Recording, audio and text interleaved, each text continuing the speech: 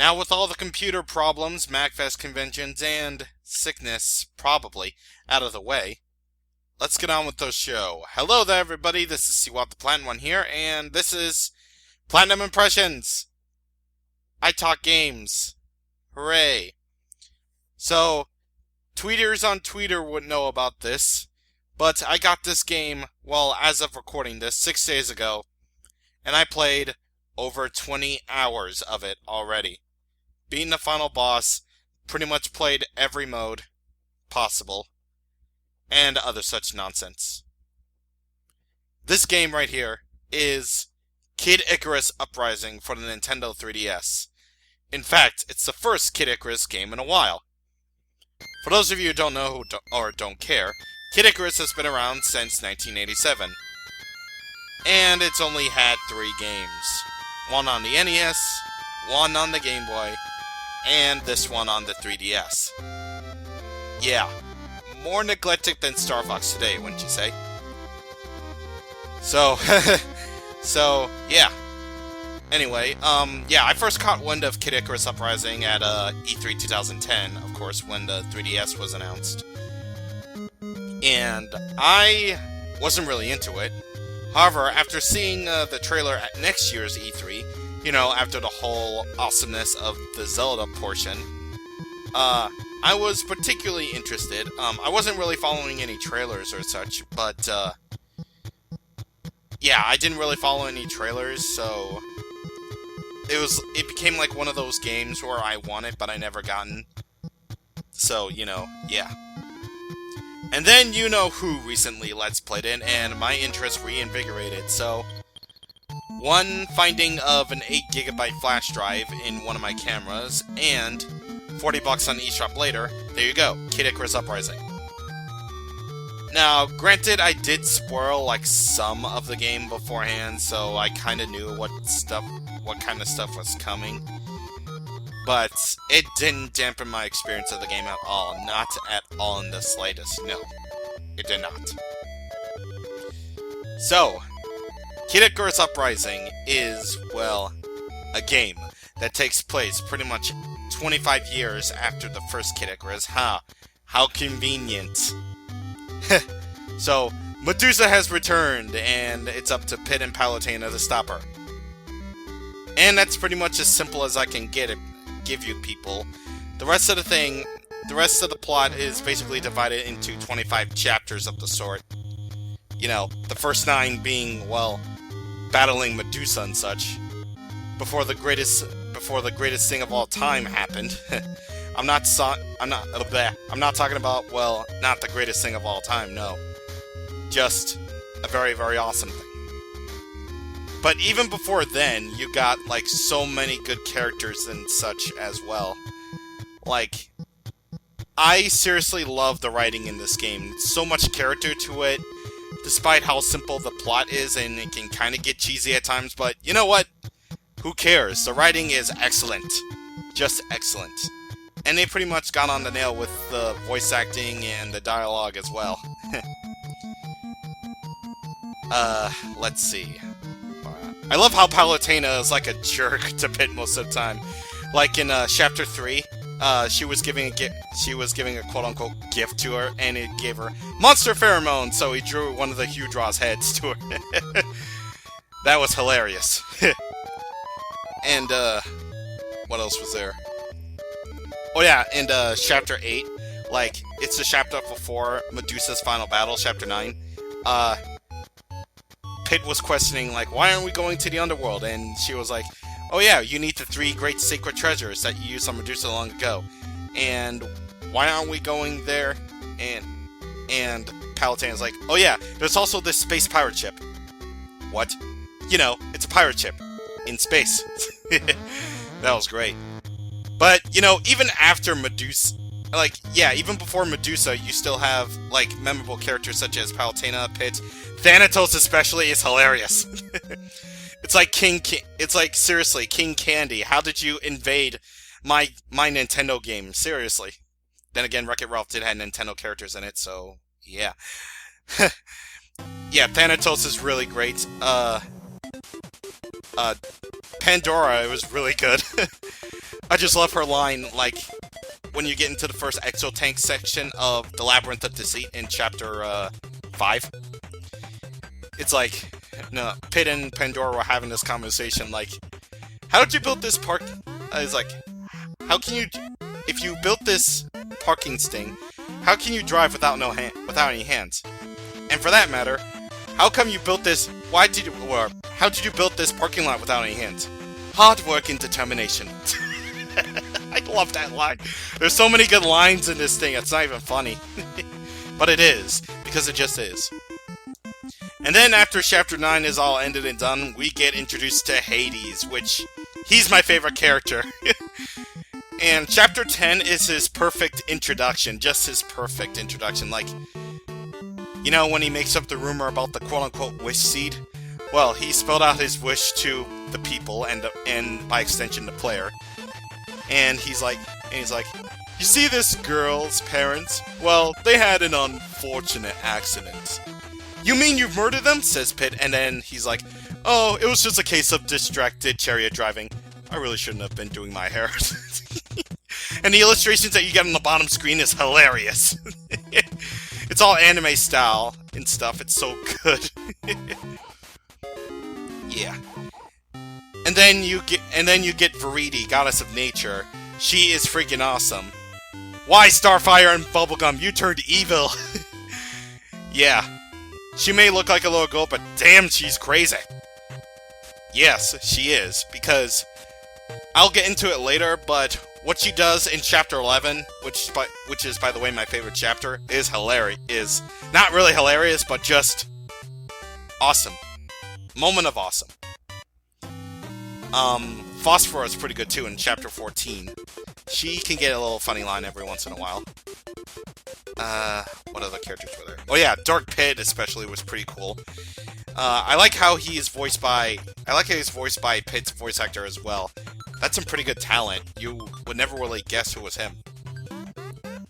And I don't know why, but every time I see Magnus on screen, like, he only had like a few appearances, Chapter 2, 18, and 24, I believe. But damn, he is awesome.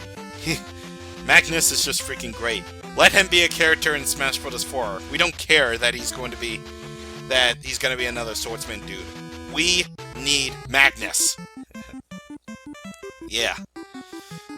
And, what else? Either that or probably Palutena, I don't know. But, yeah. Well, not only can the plot get really cheesy at times, but it can also get rather serious when it wants to. I mean, I'm not gonna exactly spoil what the heck goes on in, like, you know, the latter half of the game, chapters 18 through 25, but the plot can get really serious at times. Well, during those particular parts of the game. Because, you know, it's the end. We gotta have some form of serious, right? Am I right, guys? I don't know, but but still. Either way, I really love the story, I really love the characters, I love the writing especially. I can tell you one of my favorite lines right now in Chapter 19. Oh look, there's an Exotank, says Viridi, and then says Pit. Maybe he's a gearhead, I'm not gonna say who he is. But maybe here's a gearhead, and then Hades is just like, or a nerd. That kills me! That kills me every single time! Hades is the greatest. He needs to be an obstacle in the Kid Icarus Uprising stage in Smash 4. So yeah, that's it. But anyway, before we get to the gameplay, graphics. I can honestly say, well, I know I haven't played Luigi's Mansion Dark Moon yet, or Fire Emblem Awakening, or whatever, or Mario Kart 7 yet, but out of all the 3DS games I played, this is by far the best looking 3DS game ever. I mean, this looks amazing for 3DS standards. And this was released like nearly 2 years ago. That is so cool. I think the prettiest looking areas are in chapters 8, when we go up to space to get the space power ship. Chapter 15, when the aliens arrive. Chapter 18, this looks really cool. Chapter 11, that thing looks so freaking good. And And it's basically one of those games where you don't need to have the 3D on, but if you have the 3D on, some things can look really, really good. Like, the 3D is pretty alright, I guess. I mean, some of the 3D aspects of the game are spectacular, while others are just okay. So, you know. Gotta add a lot of that depth to it. And, yeah. Pretty much the best looking 3DS game I've ever played. But anyway, now we get to the gameplay itself. So, this is basically where people are often split about, well, the controls. Well, particularly for land battles, of course. Well, the air battles work fine. I mean, all you really have to do is move the control stick, shoot with L, aim with the stylus. Basically hold it in your left hand, and you hold the stylus in your right hand, and you aim around shooting the bad guys on screen during the air battles and such. So yeah, that works fine. But when we get to the air battles, or not air battles, land battles, that's where people are more split than anything, because some people like the controls, some people can't stand them. Personally, I found it a little awkward at first, but as I played more and more of the game, and that's pretty much going off of, well, after I beat the game and such, and I'm playing through it a second time, or just playing random chapters because I feel like it, I found the control not getting in my way too much, particularly, well, changing the camera. I didn't really like how you had to flick the stylus in a direction you want the camera to swivel to, but it kind of works, I guess. I mean, you can swivel on the camera, then stop on a dime so you can shoot more bad guys and stuff. That's it'll get pretty good without having the need for aim assist and such. So, yeah. But another issue that people often complain about is, well, the hand cramps and such, because you're just dodging all over the place by quickly flicking the control stick in the direction you want to dodge and such. And I do that a lot in boss battles, but that really doesn't get in the way too much and such. So, yeah, that's basically a thing. Because, well, you have basically each chapter is like an air battle and land battle. It's like pick your poison or whatever. If some people can stand the controls of the land battles, you always have the air battles to look forward to and such. Well, except for chapter 18, that's basically a land battle and then like a 3.5 minute, well, air section. So, yeah. I think out of all the chapters I have played, I think chapter 11 is simply the best. Well, to me at least. To me, because, well, not only do we have the introduction of Verity in there, again, one of my favorite characters, it's just, well, the fact that she uses, like, this sort of atomic bomb-esque thing called the reset bomb, which it basically reverses everything back to nature. And it looks freaking gorgeous. It looks deadly and such. It looks really cool. And the fact that I find the level to be really, really enjoyable to me, that is just my favorite chapter in the game. Well, I can already tell you, my second favorite chapter is number 14, which is everybody's favorite simply because of music. Well, I can tell you this. Lightning Battle is my favorite song in the game. And the air battle section is my favorite in the game. However, even though I think the air battle section in chapter 11 is slightly inferior, it's still pretty good. And the land battle section in 11 I think is a little bit better than 14's is. So, you know, gotta get that electric guitar somehow. Yeah. But anyway, it's amazing how Sakurai can put a lot of depth into a game because, well, the gameplay has a lot of depth to it because you have so many weapons, so many types of weapons, like 9 types of weapons, and basically you have over, like, I don't know, like, I'm gonna say over 50 weapons to like, do with as you will. And yeah, every weapon is unique in its own way, and it gives out a lot of stats, too. Oh my god, like, like overall defense, health, heart bonuses, walking speed, running speed, knockback stuff, evasion. Oh my god. Just so much depth into that. And you can also fuse weapons to make better weapons as well. Even though I like my trusty, I don't know, Violet Palm or a really powerful First Blade that I got from playing Chapter 1 on 9.0 any day. So, yeah. And, yeah, surprising amount of depth into this. And surprising amount of detail as well. Because, you know, it's a Sakurai game. Of course it's going to have a lot of detail. Well, Brawl and Kirby Air Ride immediately come to mind with that. Because, well, yeah, basically the achievement system that worked in Kirby Air Ride, which you have the checklist and such. And yeah, there's also a thing you can use to unlock achievements without actually doing them. Yeah, if you haven't gotten Kirby Air Ride vibes from that, well, hold on to your hats. And I especially like the little details that he put into it. Like, you can hold the menu icons and move around them and stuff, like on the solo menu and on the vault menu and the main menu and such. Yeah, that's actually pretty cool that he does that. Take note, game developers, this is how you do detail in a game. Yes. And, yeah, you basically have, and you also have the trophy system, idols, that you got from the Smash Brothers games, Melee, Brawl, and 4, because 4 is now going to, 4 has been recently confirmed to get trophies now.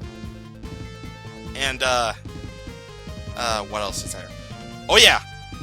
You can also, oh yeah, and pretty much just like Kirby Air Ride and Smash Brothers Brawl, you can play certain music, you can play all the songs in the sound test, and you can back out of the menu, and the song will still be playing until you either get to the title screen or you get to the move out screen. Yeah, I really love that. And story. I love Chapter 14 Lightning Battle so much that every time I got a feather, and every time I got a feather on the achievement screen, I would go to the Chapter 14 achievements to unlock to see if I got it, and I was screaming internally from when I unlocked Chapter 14 Lightning Battle into the thing. Now I can play it on the menu, hooray! Yeah, I just love the soundtrack that much. And from what I listened to in the soundtrack, I'm actually going back to listening to it now, the soundtrack is amazing. It ranges from literally anything, like, again, Lightning Battle is my favorite song in the game because it has that whole rock band aspect to it. Yeah, it's just so great. Thundercloud Temple is actually a really good song too. It's basically Phosphorus theme. Hades theme is pretty good. And yeah, they actually have like 8-bit tracks from the original Kid Icarus in there, which nice little callback. Very nice indeed. It's not running off of nostalgia. It's a game that we haven't played in like 25 years. Yep. And, what else is there? I gotta crack my neck. Oh, yeah. And speaking of detail, records. They seriously Sakurai needed to have records for every single little thing. Like, you know, hearts collected, total amount of hearts collected, you know, times you got finished, lightning chariot uses, time you got to play as Dark Pit, time you got to play as, Magnus, lightning chariot uses. What? We only got to use that one time, man. Yeah. Seriously. And yeah. And of course, you know it's a Sakurai game when you have like options to have left-handed controls, right-handed controls. You know, for people who are lefties and such, that have to hold the 3DS with the right hand, and you can control it using the buttons. I thought that was a pretty good option. That was pretty cool for Sakurai to do. And one thing I am kind of sort of wished for was, well, when I went to the options first time, I saw volume and I suspected voice, and Sure enough, you can't change the voices from English to Japanese. Of course not. They did it in Melee. Why not Brawl or Kid Icarus? Why? Yeah. But either way. Let's see. What else is there? Oh yeah. Street Pass and multiplayer. I should probably mention those since I used those recently at since I did Street Pass with Kid Icarus recently at Magfest and stuff. I even got Chugga and Masayanella's weapon gems and such. They were really cool and particularly powerful, mind you. Yes, they were. So basically, how Street Pass works is you basically pick a weapon to convert into a gem. Then, by using Street Pass and with someone else with Kid Icarus Uprising, you can get their weapon gems as well. And you can get some really powerful weapons like the Magnus Club, Sagittarius Bow, some really powerful versions of weapons and such. That is freaking sweet. That's freaking sweet, that is. And, yeah. You could literally spend, like, I don't know, double-digit minutes trying to figure out what the heck to do and trying to grind up for the to converting the gems into actual weapons and such. And you can also no, you can't fuse gems. I don't think you can. I don't know. But, yeah, the Street Pass feature is pretty cool. And then, multiplayer. I played 3 matches so far, and it was fun. It was really fun. Well, I played the online mode, which I'm actually surprised. The online mode actually works really well. And what's this? Brawl. And what's this? Perfect, stable internet connection? And it's not Brawl? What the heck? So the 3DS can do what the Wii can't. Make online fun. And stable. Yeah. You can even win weapons for multiplayer, and you can win hearts from them as well to use in single player, so that is actually really, really cool. Game developers, take note of Kid Icarus Uprising. Seriously. Yeah, seriously. And, what else is there? What else? What else? I think I pretty much talked about everything that I needed to talk about, actually. I already talked about gameplay, how the writing is really good.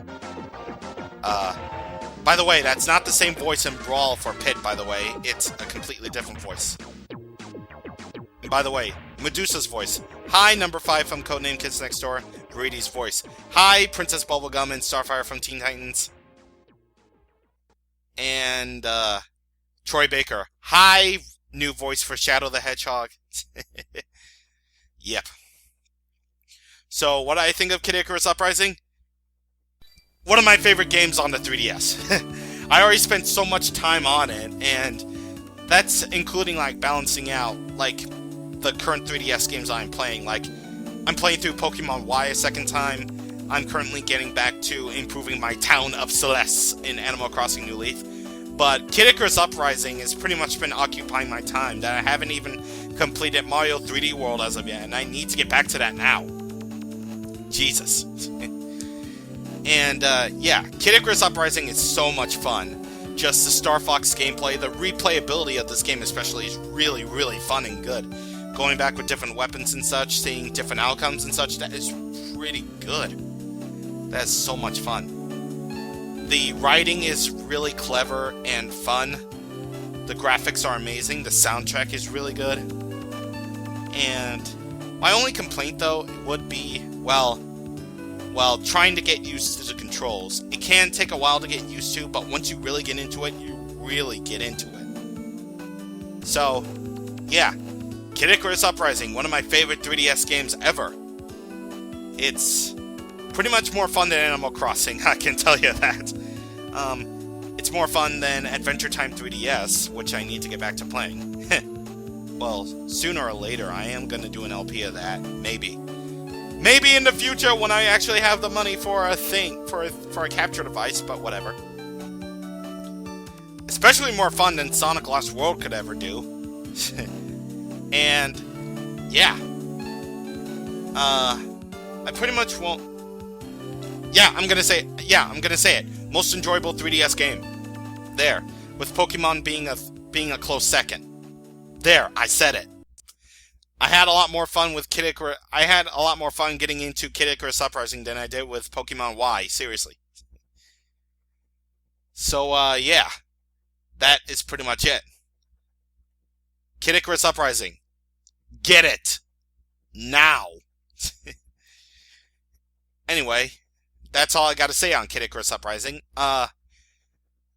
This is pretty much going to go out before the MagFest vlogs come out. And then after all this is said and done, the next LP will begin. So I'll see you guys for the MagFest vlogs in, well, it should be a few days, but yeah. I shall see you guys on the next edition of Platinum Impressions sooner or later. And yeah, see you guys on the next time.